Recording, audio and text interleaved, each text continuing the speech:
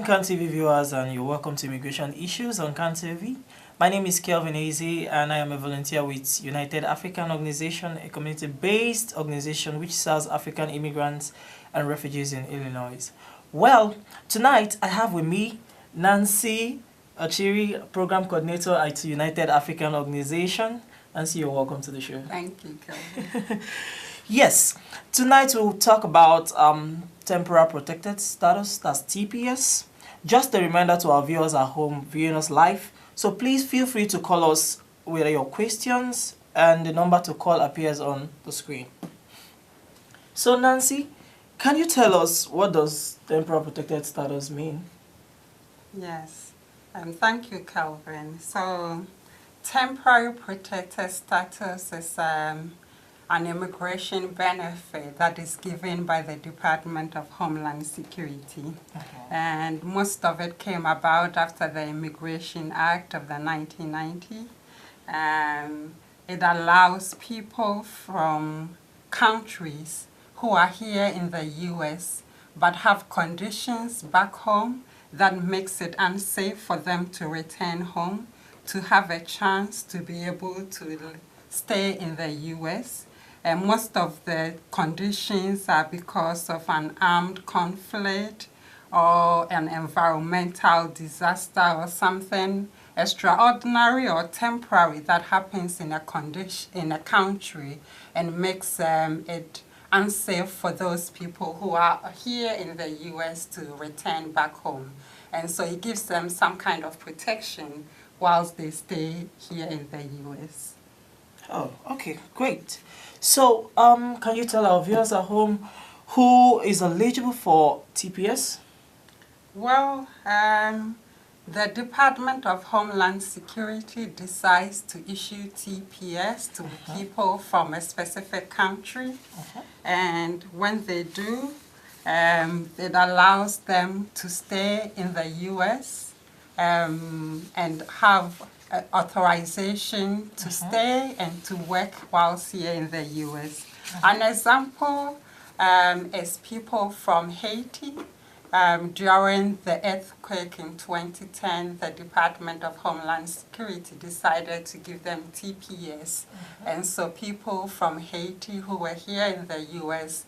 were given the chance to have work authorization, and so they could work. Another similar example is the issue of Ebola, which recently happened in West Africa.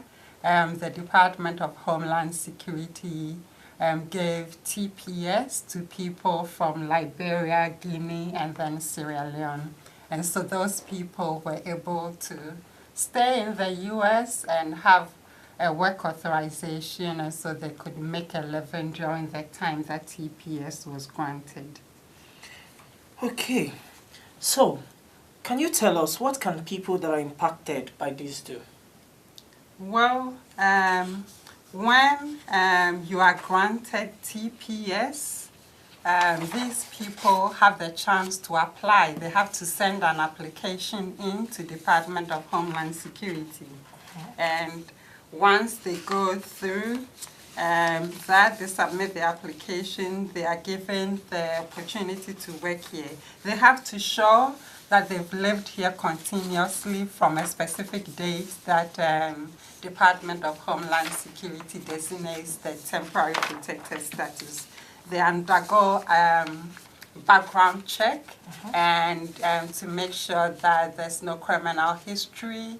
As you may know, most of the time crime and other things impact your immigration status and ability to change status from one another. There are many countries that have been given TPS in the past or still have currently. I know I already mentioned Haiti, Liberia, Sierra Leone. There are some countries like Nicaragua, El Salvador, Sudan, and others that also have been granted TPS. Okay. Yeah. So, could you tell us what the protection does TPS provide for people or victims who fall under this category? Great question. So let's say that someone comes into the U.S., right, with a tourist visa, And once you come in with a tourist visa, you're given a specific number of days within which you should live in this country.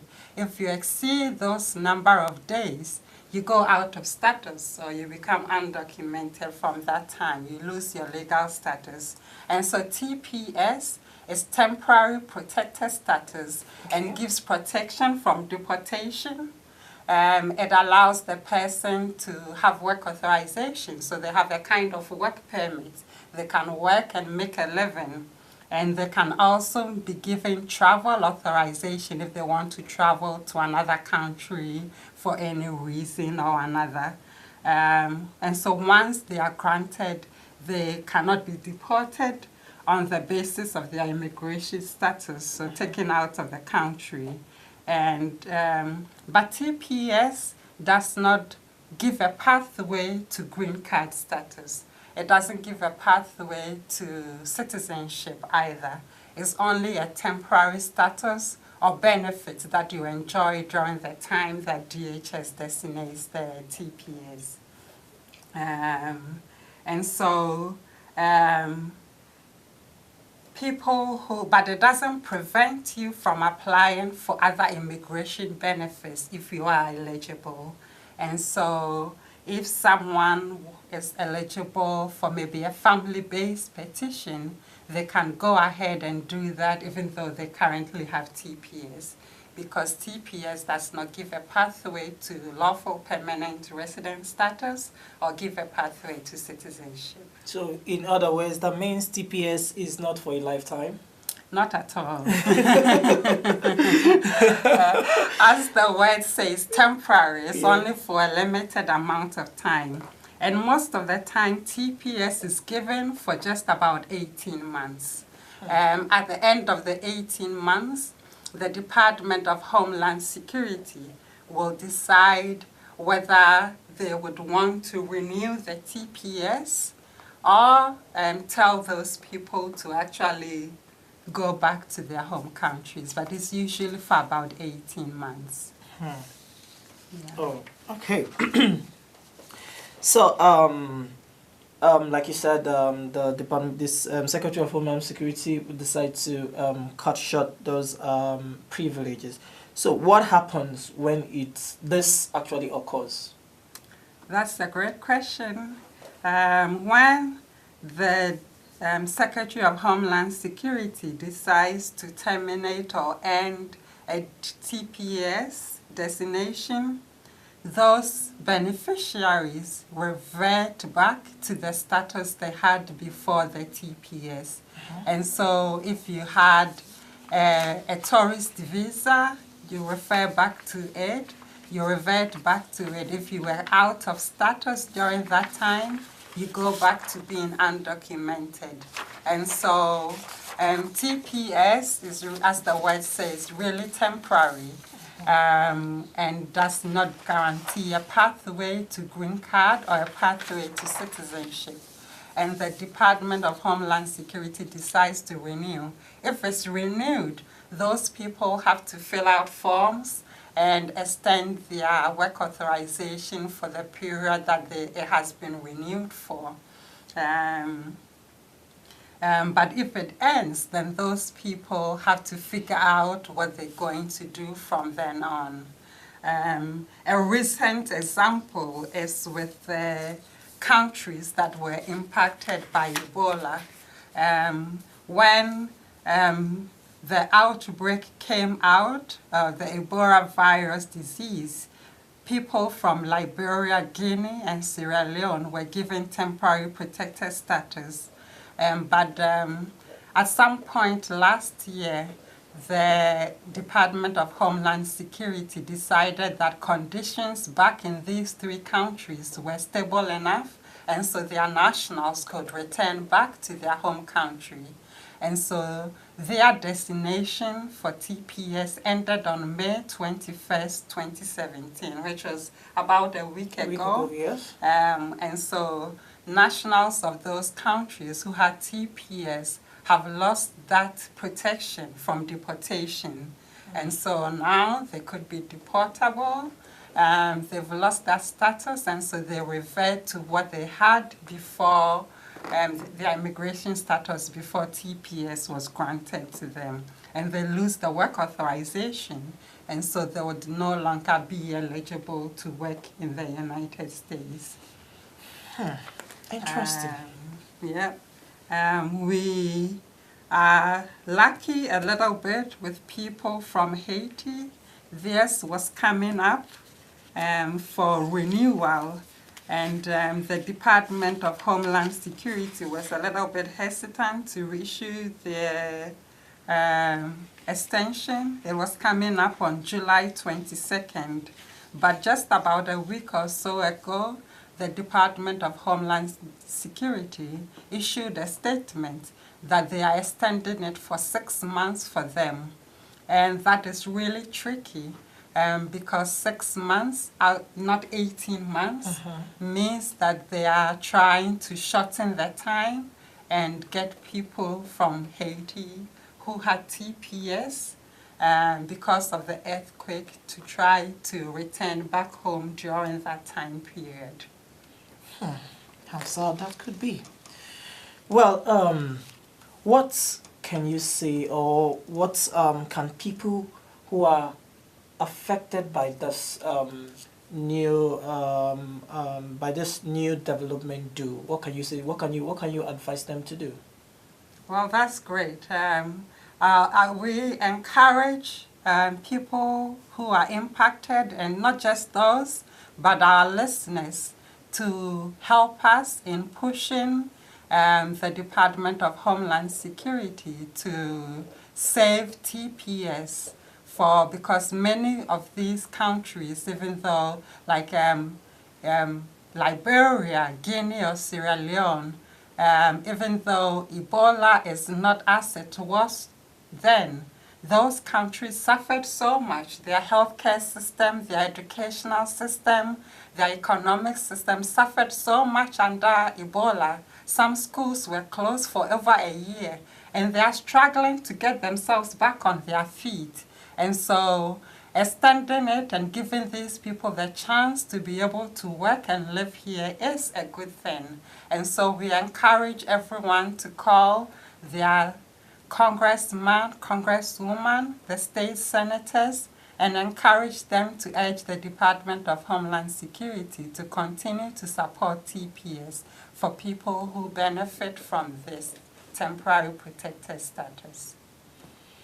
Great, great. So, is there any other thing these people or people who fall under this category should know? Definitely. As I'm sure you know, President Trump's executive orders from the beginning of the year impacted immigration. And one of that was increased internal enforcement.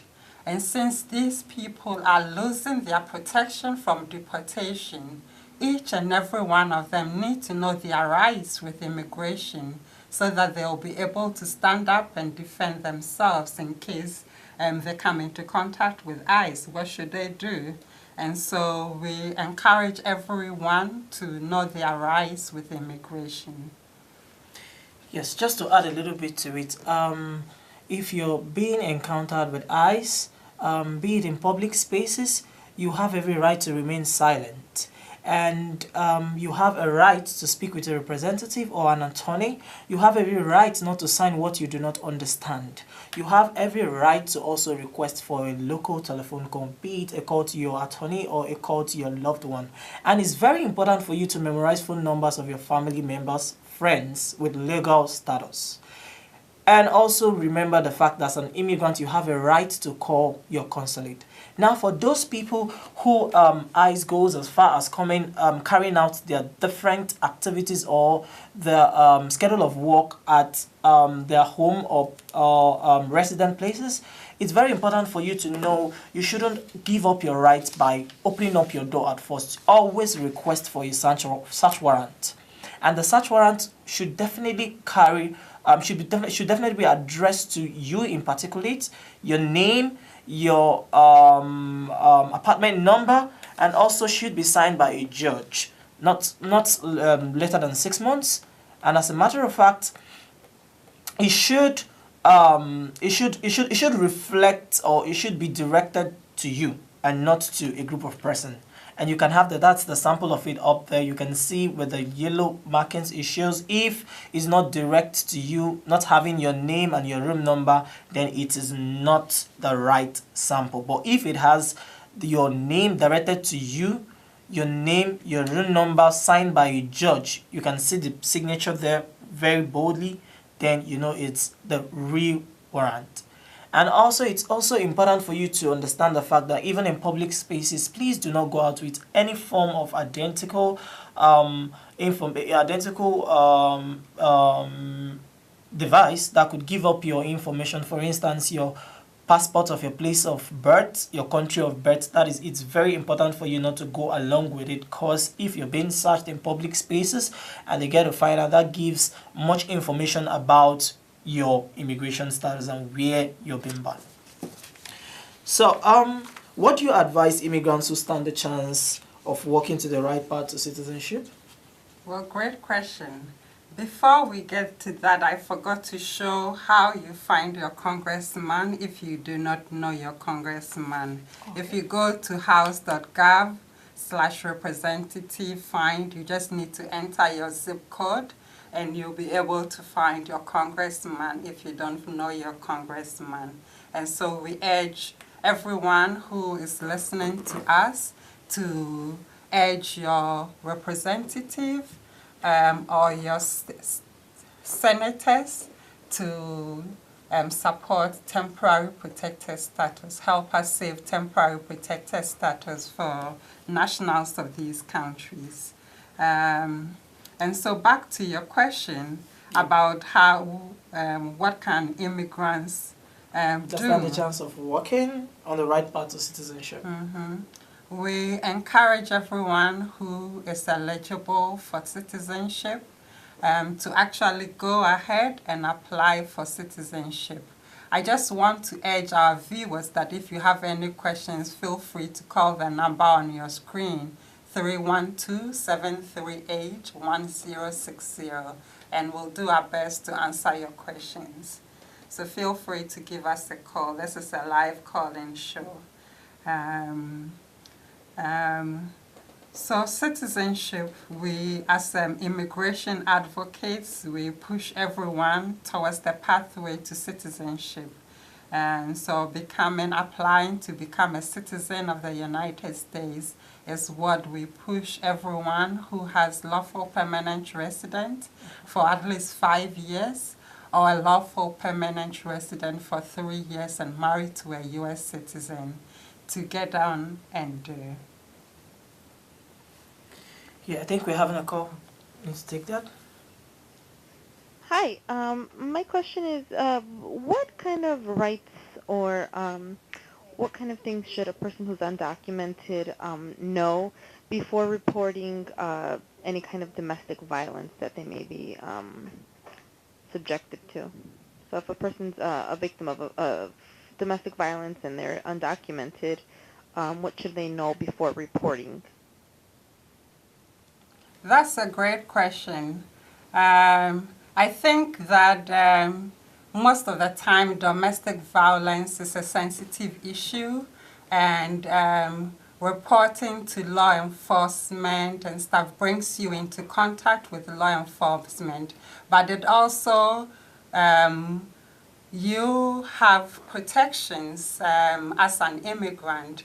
And I don't think you should be afraid to step up and talk to the police.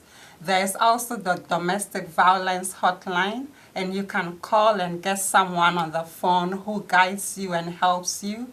There's also an office on 55 West Harrison that provides support for people going through domestic violence. There's a lot of support and protection for you, and so you shouldn't be too worried about stepping up and standing up for your rights. Thank you. Thank you. That was a great one. Yes. So, you were telling us on how people who stand the chances of working their way through the path. So could you please throw more light on it? Definitely. As a green card holder for 5 years, you are eligible to apply for citizenship. Actually, immigration allows you to apply 3 months before the 5th-year anniversary. And so when you are 4 years, 9 months, you shouldn't be hesitant to put your application in. There's a lot of support out there. Most of the time, people are worried about cost of an attorney, but there are many citizenship workshops that are free and open or low cost that you could participate in. If you are married to a U.S. citizen for 3 years, you also have the chance to apply when you've lived on as a green card holder for 2 years and 9 months. And so that's also 3 months ahead of the 3rd anniversary. And so you should take advantage of many of these citizenship workshops and put your application in for citizenship.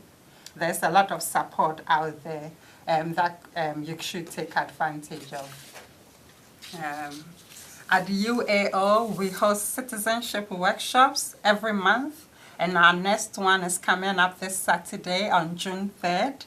And it will be on the south side in Bronzeville on 4910 South Ken Drive on the 1st floor in Chicago 60615. It will be in the morning from 9:30 to 11:30 a.m. And so we encourage anyone who meets this criteria to come out. If you have any questions, feel free to call us on the number that you see, 312-949-9980, and we'll be happy to help you or guide you through the process. Just to add to it, if you also want to call in or booking for an appointment, you can also call on the number you have on the screen, 312-738-1060. We are always there to serve you best as we can and help you walk through the pathway of citizenship. So, Miss Nancy, who should come to this workshop? Well, if you are a green card holder and you've had your green card for at least 3 years or 2 years, 9 months and married to a U.S. citizen, or you've had your green card for at least 4 years, 9 months, you should come out.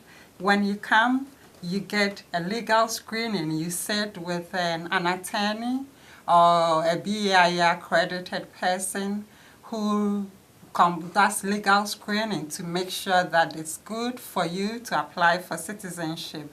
And then we fill out all the forms. There are some people who are eligible for a waiver of the naturalization fee of $725. And so we will determine your eligibility for a waiver and help you with the process. We also mail your application in for you. And so feel free to call us on the number on your screen, which is 312-949-9980. That's it. And before we end, I also want to encourage many of our viewers who are either undocumented or in the process of losing their status. There are many workshops out there that are happening that are educating you on your rights. How do you prepare in case of an emergency or in case of a deportation? How do you protect your family and your assets during this difficult time? And so feel free to call us on 312-949-9980 so we can help you navigate this process. UAO is also hosting such workshops on Know Your Rights and many other things. And so feel free to contact us if you have any questions. Thank you so much, Nancy. Thank you. That was very lovely of you. And thank you for coming out here this evening to be able to educate the public on the different criteria on TPS and how people who has fallen out of status could be able to get on track and to know what right to do, even as a non-documented immigrant, that you have a right, That's you have your human rights, which can never be taken away from you. Really appreciate that. Thank you so much. So our viewers at home, thank you for listening. Thank you for the calls. We urge you, please, if you have an issue for legal screening, application for citizenship, green card, you should just call on the number you have on the screen. See you same time, same station next time. Thank you. you.